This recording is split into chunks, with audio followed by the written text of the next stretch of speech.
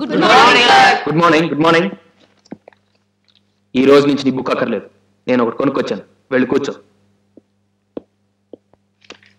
చూస్తుంటూ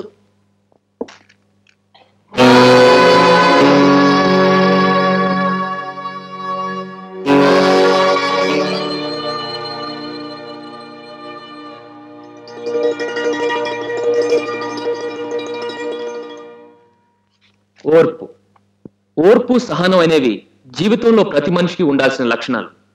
పిల్లలు అల్లరి చేసినప్పుడు తల్లిదండ్రులు చూపెట్టేది సహనం. క్లాస్ రూమ్ లో పిల్లలు పిచ్చి పనులు చేసినప్పుడు మాస్టర్ చూపించేది ఓర్పు.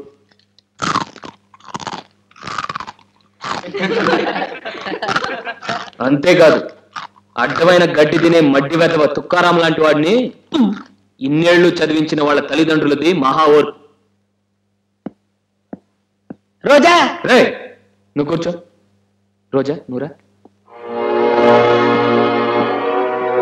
చూసారా, వెంకటేశ్వర్లు మాస్టర్ పిలవటం, రోజా బయటికి వెళ్ళటం, ఒంటరిగా పాఠాలు నేర్చుకోవటం. ఇలా అయితే నేను ఎప్పుడో పాస్ అయ్యేవాడిని కదా కదా.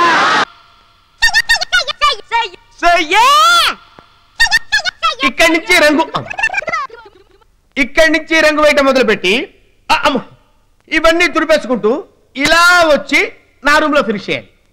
ఇప్పటి వరకు మీరు ఏ బూతులు అయితే రాశారో అవి మీ చేతులతోనే చెరిపేసి జీవితంలో ఇంకెవరి మీద రాయకూడదనేటువంటి బాధ్యత నాయనా రాజ్ నీ చేతుల్లో పెడుతున్నాను. నువ్వు ఏం చేస్తావు ఏమో ఆ తర్వాత నీ ఇష్టం. పని చూడరా దేశీ. ఈ కాలేజీలో నాకున్న పరువు నిలబెడతావు, తగలబెడతావు, నిలబెట్టి తగలబెడతావు నీ చేతుల్లో పెడుతున్నా.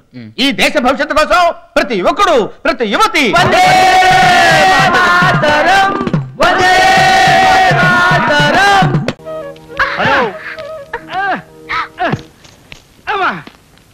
వండర్ఫుల్ గా ఉంది రొమాన్స్. ప్రోగ్రెస్ బాగానే ఉంది. నడుమే చేసుకుంటూ నవ్వుకుంటూ వెళ్ళిపోతుంది పిల్ల. ఇదిగో నేను విన్నది నిజమేనా? ఏంటది? ఆ శైలజ కోరిక తీర్చావట. నోరు అజయ్ గారు వింటే దాన్ని వదిలేయగలడు. ఇదిగో నాకు నవ్వు తెప్పించేసి మిస్ అయిపోతాం చూడకు. సెంట్లు చీరలు ఇచ్చావా లేదా? వారిని కొంప ముంచావు కదయ్యా. కోరికంటే అదే. అదే నేను ఓ లిస్ట్ ఇద్దామని వచ్చాను. లిస్టా? నా దగ్గర డబ్బులు లేవా? ఓసీగా వేషం వేస్తున్నందుకు విశ్వాసం లేకుండా ఏంటే ఇది? ఇంత పెద్ద వేషం సినిమాలో వేస్తే ఇంటికి కార్లు వస్తాయట, ఒంటి నిండా బట్టలు ఇస్తారట, లక్షల రూపాయలు ఇస్తారట. నీ బొమ్మ చూసుకుని నువ్వే ఏడవాలట. ఇదిగో నెమ్మది మాట్లాడవయ్యా. ఇంతకేమంటావు? ఏమి అన్నావు? ముందులేగు. అలేచారు ఏమిటి? డజన్ ఫారెన్ లక్స్ సోపులు, అర డజన్ ఇండియన్ కుక్క సబ్బులు, 6 cream bottles, 7 wine bottles, 1 cent bottle పట్రా. ఎండిన బాటిల్ వద్దా? నీకు కావాలంటే తెచ్చుకో. అది నా కర్మ. అవును, ఈ చొక్కా నీ ఒంటి మీద ఎప్పుడు చూసినట్లేదే. కొత్త మాటలా? నీదే. సైన్ చేయించుకున్నాను. ఏంటి ఏంటేంటి బట్టలు లేవు? లేకపోతే పోసుమలతో తెరమంటావా? నేను ఆ దాసుగాడి నీ బట్టలతో ఏదో అడ్జస్ట్ అవుతున్నావు. దాసుగాడి అంటే గుర్తొచ్చింది, ఇంకో పాయింట్ రేజ్ చేయడం మర్చిపోయాను. 7 సిపాన్ సిల్క్ చీరలో 4 నల్లబాడీలు పట్టరామని కబురు పెట్టింది చింతామణి. లోపలేసుకునే లంగాగొడ్లో చీరకు మ్యాచ్ అయ్యేలా సెలెక్ట్ చేయమందట. అయ్య బాబు, అయ్య బాబోయ్. ఆ ముసలాయన ఎందుకో పిలుస్తున్నాడు. ఆయనకేం కావాలో కూడా చూడు.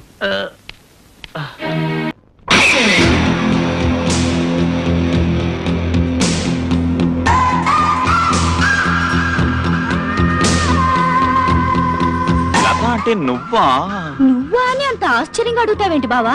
బావా ఏమిటి వరుసలు కలుపుతున్నావు? నేనెవరనుకుంటున్నావు? ఇంకెవరివి?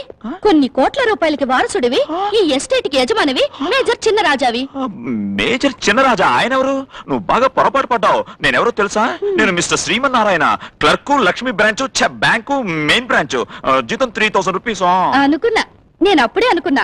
మొన్నేమో ఉడిపి హోటల్ మేనేజర్ అన్నావు, నిన్నేమో చిత్తూరు ఎమ్మెల్యే భక్తవత్సల నాయుడు అన్నావు, ఈ రోజేమో బ్యాంక్ లో క్లర్క్ అంటున్నావు. బాగుంది బావా, చాలా బాగుంది. వారం రోజుల క్రితం మెట్ల మించి పడిపోయిన దగ్గర నుండి షాక్ లో పిచ్చి పిచ్చిగా ఏదేదో మాట్లాడుతున్నావు బావా నువ్వు. పిచ్చా? నాకు పిచ్చా? నన్ను చిన్నరాజు అంటున్నా, మీకే పిచ్చి. అయితే నువ్వు చిన్నరాజావి కాదా? కాదు కాదు కాదు. ఈ చేతి మీద పేరు ఎలా వచ్చింది మరి? ఇదెవరు రాశారు? ఎవరు రాశారేంటి? నువ్వే పచ్చబొట్టు పడిపించుకున్నావు. ఇదంతా అబద్ధం. నేను చిన్నరాజానే కాదు, నువ్వెవరో నాకు తెలీదు. మరి నన్ను చూడగానే లత అని ఎందుకు పిలిచావమ్మా? ఎందుక? ఒక పిచ్చి విధవా నీ ఫోటో నాకు చూపించి లతని రమ్మంటోంది అని వాయించి పెట్టి వదిలాడు. ఆ బఫూన్ గాడు, ఆ లోఫర్ గాడు నా చేతికి దొరికితేనా? Breakfast ready.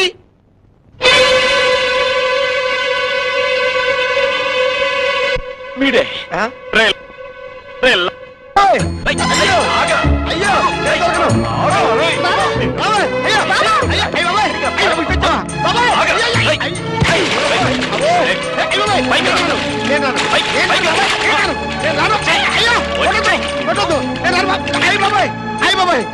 కొట్టాను. నిన్నేమో క్రికెట్ ప్లేయర్ అజారుద్దీన్ అని చెప్పి బ్యాట్ తోటి ఫట్ మన మొహం మీద కొట్టావు. ఇప్పుడు అక్కడికి వచ్చారంటే దేంతో కొడతావేమో బాబోయ్.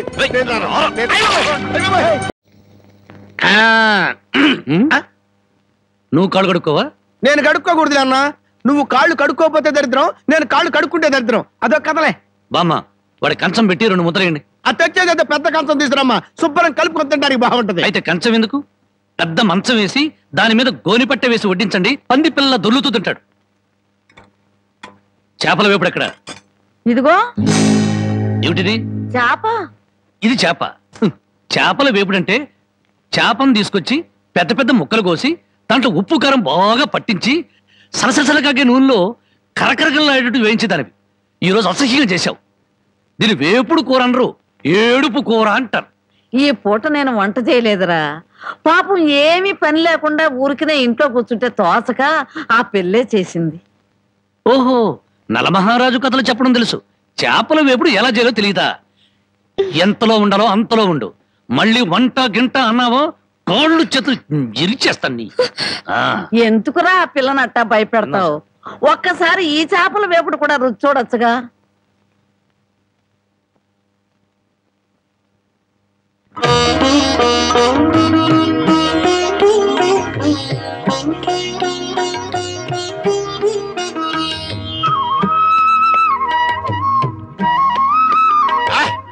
హే భగవాన్, ఇంత కమ్మటి కూర తిన్న తర్వాత చచ్చినా పర్వాలేదు. నిజంగానా? అయితే బాగా తిను. తిన్న తర్వాత నేనే చంపేస్తాను.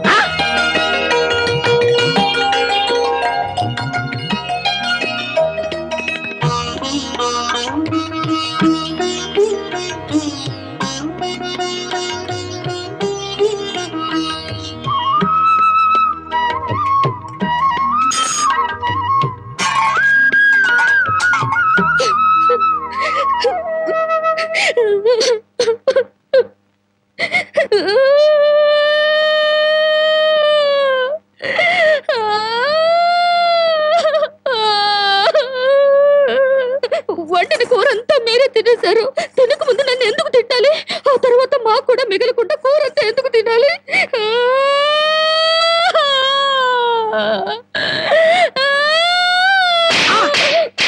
కొట్టారంటే పొద్దుపోక ఇంట్లో ఉన్న కూరలన్నీ మన ముందు తెచ్చి పెట్టారనుకో, ముందు వెనక ఆలోచించకుండా మింగేయడమేనా?